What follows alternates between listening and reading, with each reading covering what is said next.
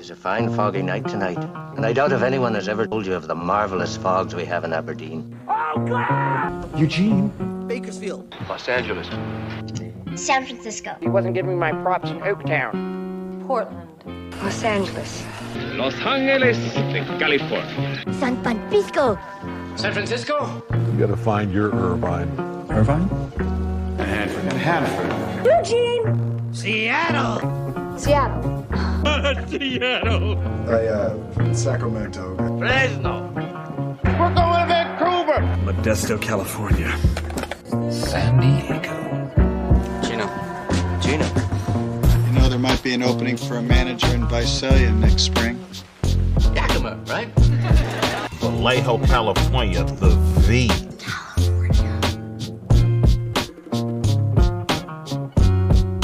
Hey, welcome. I am going to keep it short here because I don't know really what I'm going to say. This is entirely off the top of the dome, just because I'm behind. And I don't want to shortchange you on the thought, but it's a really good newsletter, so disregard this if it sucks.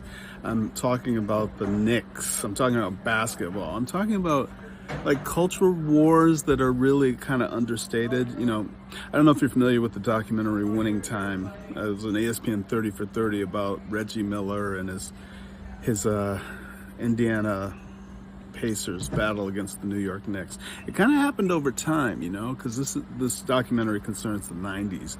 But I'm really kind of interested in what I'm writing about is like the way that New York's psyche is kind of dependent on how the Knicks go. I was really, really fortunate to be in New York the last time they made the finals, the last time the Knicks were there, including the historic, legendary, shocking 4-point play from Larry Johnson to push them to the 1999 finals. They beat the Pacers then. And yeah, that's got to be, it's in my top, definitely in my top 10, probably top 5 sports moments, but then the live event moments. I'm really big on live events in terms of the energy that's created in a space and how that space maintains it. You know, like have you ever been to Madison Square Garden?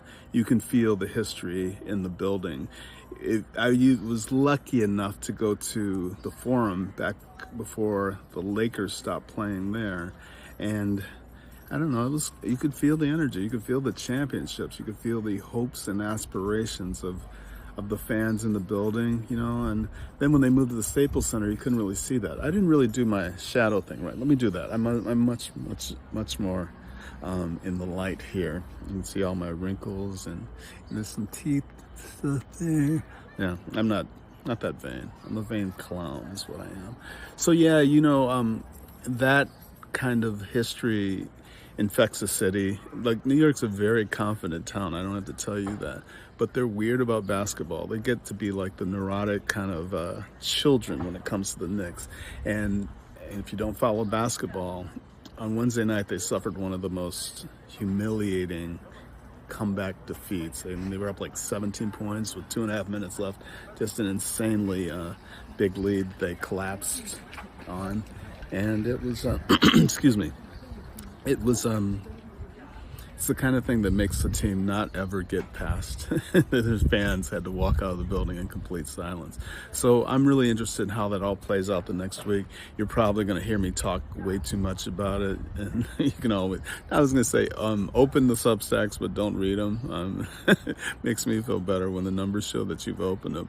But I've been talking to Lev Anderson a bunch about it. And we may even get Mike Wise in here, the former New York Times writer who I knew during that period. He was covering the Knicks when I weirdly was covering the Knicks in 1999, and get some insight on how that stuff plays out beyond the basketball court. You know, just again, I was telling a friend today that the Portland Trailblazers have the same sort of energy as the Indiana Pacers, in that there's a college game energy. You know, there's a person changing their clothes outside of a trash can across the street, a punk rocker who's gathering trash and trying to keep his pants up at the same time. Welcome to West Coast Sojourn. Anyway, where were we? The Knicks, and psyches and college towns. Yeah, you know, when a big town like New York behaves that way, it's interesting. Los Angeles doesn't do that. I think Laker fans are too cool for school sometimes. No offense, people, but you're that way. You really are. I think you should keep checking in on this stuff. After we get through the basketball bullshit, I talk about real issues. It might be the most serious sojourn we've yet undertaken. What is going on with me in my face? Is that better? Is that light preferable? Well, now you know, because I'm done. But the shadows are right.